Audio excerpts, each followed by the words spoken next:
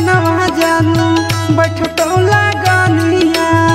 टूटतो पारनवा तपी लाई दी हो पानिया तले नस में जहरिया के सुई आगे जानू देखी हो तो धुइया लहर पानी भरई तो कुइया में जानू देखी हो तो धुइया लहर पानी भरई तो कुइया में जानू देखी हो तो धुइया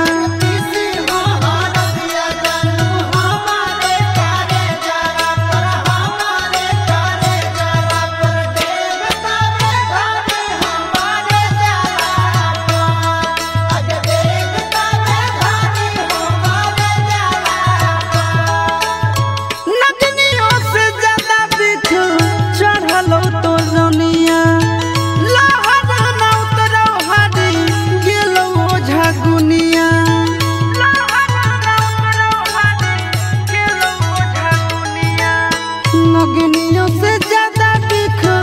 चढ़ल तो रनिया लहर न उतरौ हरी गेलो झगुनिया कि मोरा धरल रहबौ हम भुइया में जानू